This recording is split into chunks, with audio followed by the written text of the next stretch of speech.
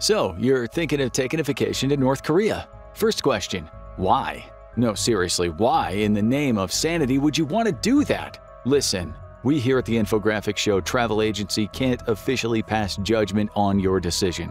The customer is always right, after all. But it would be irresponsible of us to not point out just how dangerous that idea is. We genuinely cannot advise that you go to North Korea. And even actually licensed travel authorities will tell you the same. As if ongoing tensions between South Korea and the DPRK weren't enough to make you reconsider, you are aware of the brutal dictatorial regime that runs North Korea, right? Even if you were to go on a tour, that wouldn't protect you from being stopped and potentially detained or arrested by authorities, as well as possibly having your belongings searched or confiscated or even having your communications monitored. Look, before we end up booking the last plane tickets of your life, let us just run you through a list of the laws from there to see if you'll still be set on making this insane trip after you hear about these normal things that are totally legal everywhere else in the world but are illegal in North Korea. You like music? Of course you do, everyone does, movies too. Who doesn't love watching movies, even on vacation?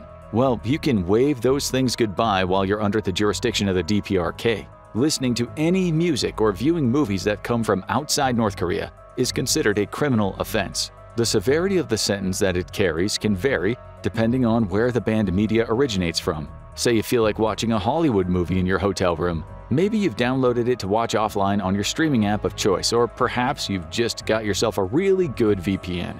Hope you made it a good movie pick because it'll be the last one you ever see.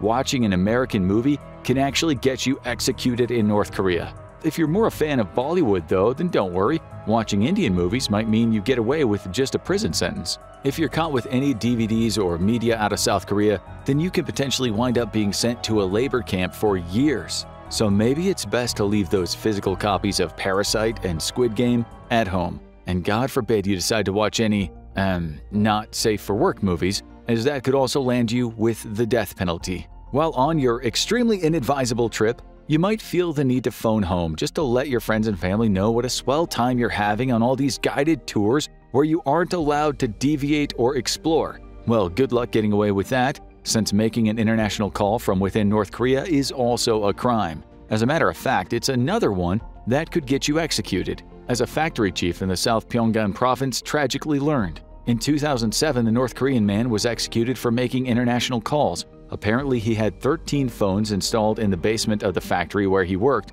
all so he could make calls out of the country. What's worse is, in order to make an example of him, the man's execution was made into a public spectacle. He was put to death by firing squad in a stadium with 150 spectators turning out to watch his execution. And as if the whole horrible affair couldn't get any worse, 6 more people died when they were crushed in a stampede as they attempted to leave the stadium. And you thought your cell phone provider's roaming charges were bad enough. Speaking of roaming, you should probably keep an eye on your choice of wardrobe while you're out and about in the DPRK. After all, it's a tense place, so at least you want to wear clothes that make you feel somewhat comforted and comfortable. Best hope you don't feel at your most comfortable in jeans or skirts though, because that could see you taken to court. According to the North Korean government's official newspaper, and by extension Kim Jong-un himself, wearing jeans, especially skinny jeans, as well as any branded t-shirts with visible logos, is considered to be an act of embracing Western capitalist fashion.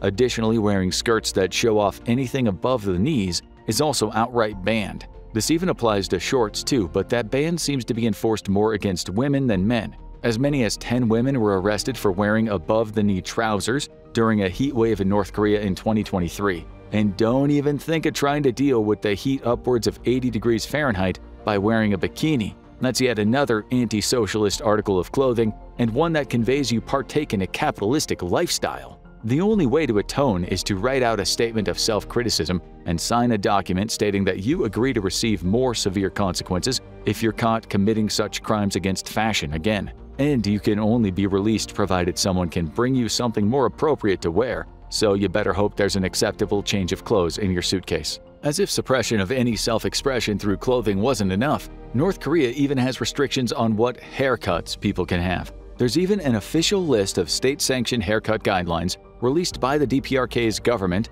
that includes even more oddly gendered instructions. For example, men are prohibited from having hair longer than 5 centimeters or just shy of 2 inches until they reach a certain age, wherein they're generously afforded to grow it out a little more, up to a whole 3 inches. Having spiky or dyed hair is also banned, as it's considered as bad as wearing a pair of skinny jeans when it comes to expressing capitalist sentiments. The ladies of the DPRK, on the other hand, have a whole 14 styles they can choose from, but married women are told to keep their hair slightly shorter. All the single ladies in North Korea are allowed to have looser, curlier styles, but God knows where that leaves any non-binary or agender folks. Oh, and while we're on the topic of prohibited personal styles, piercings are also banned, so take out your earrings and kiss your tongue stud goodbye. Oh, and actually, while we're making sure you don't look too conspicuous on your trip, you'd better not be smiling while you're in North Korea. To be completely fair, this law isn't in effect all year round and is only really enforced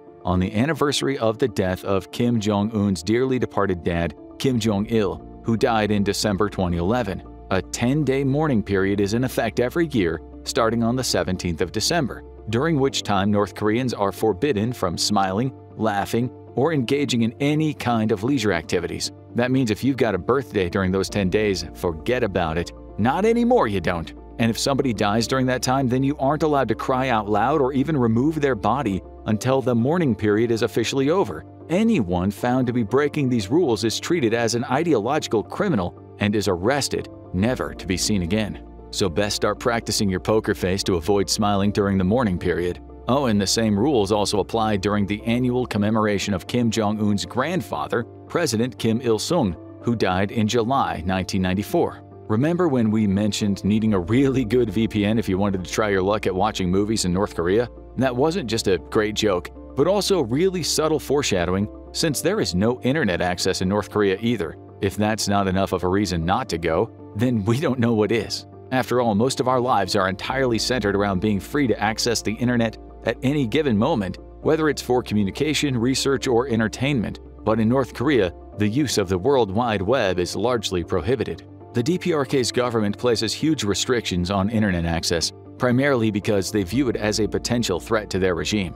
If its citizens were able to connect with other people around the world, there could be efforts to smuggle humanitarian aid into North Korea or cause them to question the country's oppressive social systems through the everyday exchange of information that regularly takes place on the internet. A few people do have access, like government officials and scientists, people considered to be a part of the country's societal elites. For the average citizen living under the regime, though, they are only permitted to use the Kwangmyong, which translates to Bright Star, the name of the state-run, closed, domestic-only network. It looks like the regular internet, albeit running on pirated Japanese versions of Microsoft software, but it can only access certain sites that are approved by the government and requires specialized clearance to even log on. In fact, if you ask most North Korean citizens about the internet, most of them might not have a clue what you're talking about, since so much of the population is still living in poverty. But restricting internet access isn't the only way that North Korea keeps its citizens isolated from the rest of the world,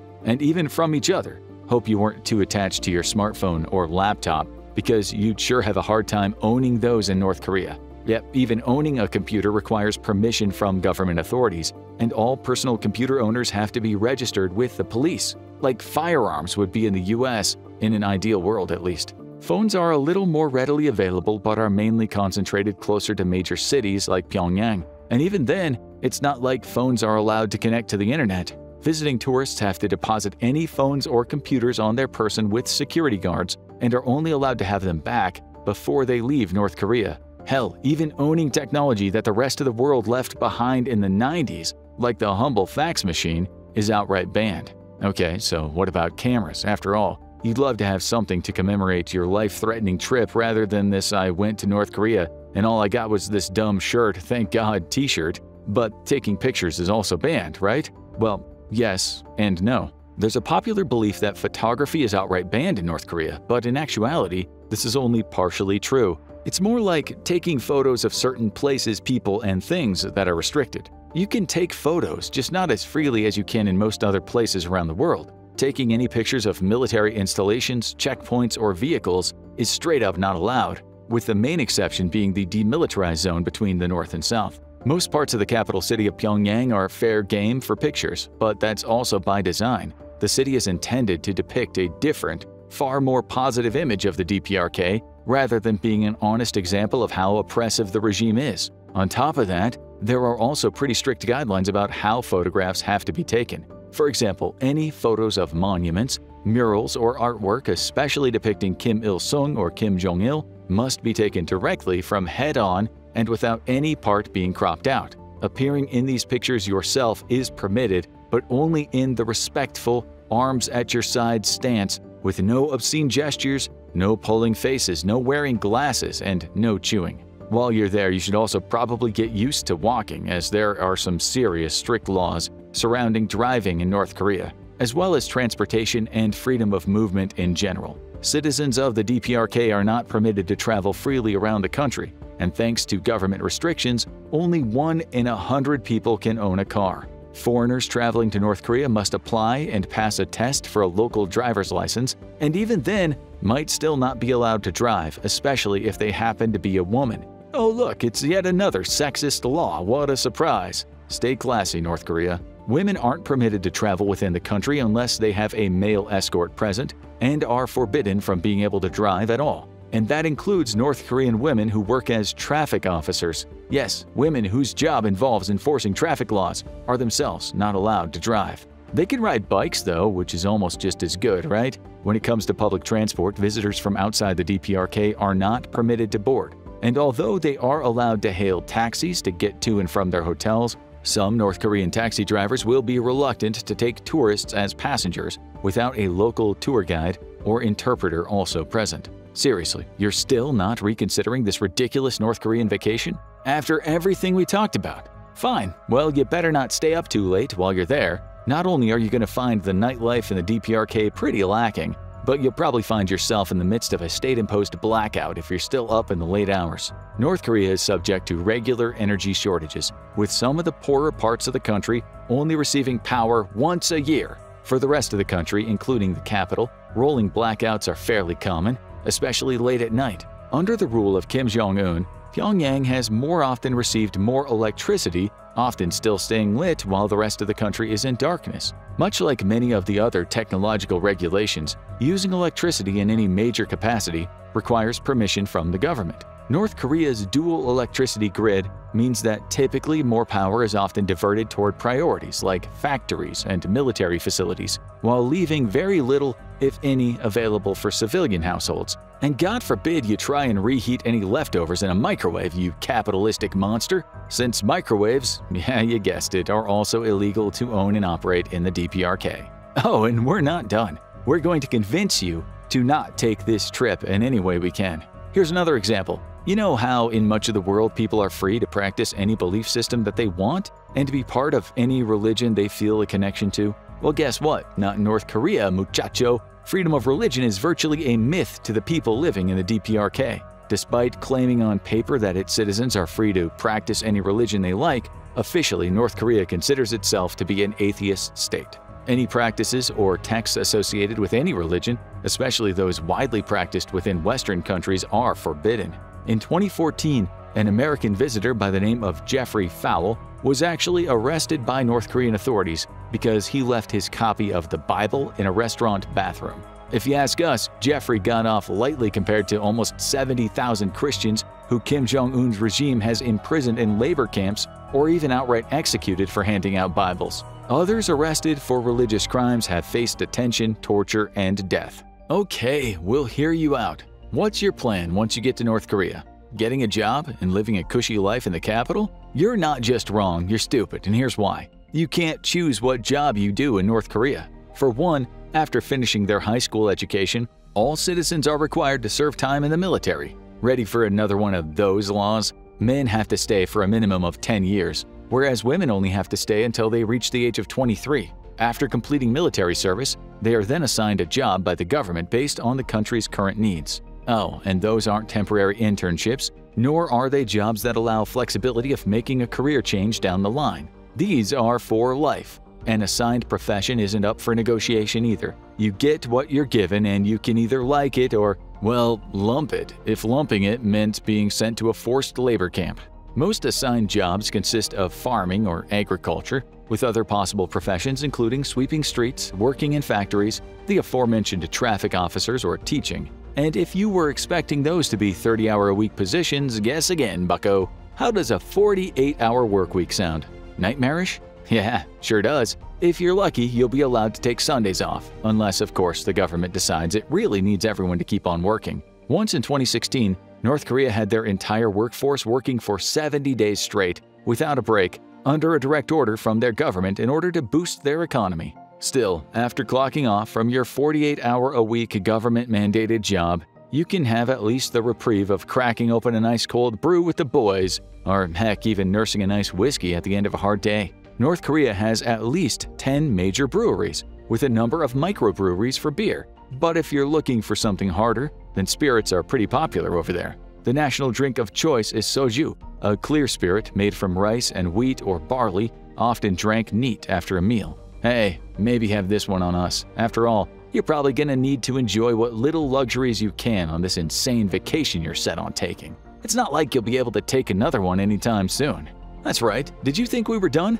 No way, you're not going through with this. As if just getting to North Korea wasn't hard and inadvisable enough, then leaving it is even worse. People in North Korea are essentially trapped within the country, unable to get out. With any and all travel requiring government approval, trying to escape North Korea is often highly dangerous. Many people have lost their lives trying to defect to South Korea or escape to China, usually requiring the aid of a third party to smuggle them out to safety, with only a fraction ever being successful. Those who are caught face brutal punishment, either being killed or sent to labor camps for attempting to flee. It can't be overstated just how risky and difficult it is to leave North Korea. Things have only gotten harder in more recent years, too. Since relations between the DPRK and China have improved, now any defectors who are caught traversing through China in order to reach safer countries run the risk of being captured and deported back to North Korea by Chinese authorities. Even tourists aren't always free to leave either. One American student, Otto Warmbier, was arrested at Pyongyang International Airport while waiting to leave after visiting the DPRK as part of a guided tour. Thanks to taking a memento from his hotel room, he was imprisoned. His treatment there resulted in him entering a vegetative state, eventually dying after being released in 2017. And if after hearing all of these normal things that North Korea deems illegal, you're still thinking that a quick jaunt over there can't hurt, then guess again. If the contents of this entire video were to be read out loud over there, let alone shown in North Korea, then we here at the Infographics Show would be in serious trouble. For one, sarcasm also banned there, so that rules us out instantly. But if you're set on going, and we think that's a big mistake, then you'd better be comfortable living with all these restrictive aspects of North Korean life. You wouldn't want to complain or, God forbid, be critical. The freedom you have to openly vocalize a critical opinion of your home nation's government does not exist in North Korea. Speaking out against the regime, Kim Jong-un, or any part of the DPRK's government is considered to be an act of blasphemy and incurs severe punishment. Anyone caught insulting, joking about, criticizing, or threatening the supreme leader faces imprisonment for dissent. One mother of a North Korean household was sent to jail for saving her children while her home burned down, instead of recovering her state-issued portrait of Kim Il-sung. Back in 2015, Hugh Yong-chol, the country's defense minister at the time, was executed for falling asleep during a military rally attended by Kim Jong-un. And they didn't just give him a firing squad for insubordination. Oh no, he was killed with an anti-aircraft gun in front of 100 people for snoozing. You can't even call it North Korea while you're there, since they consider themselves the only true Korea. If you don't call them by their official name of the Democratic People's Republic of Korea, then they'll consider that to be a form of dissent too. Now check out Daily Life of a North Korean, or watch this video instead.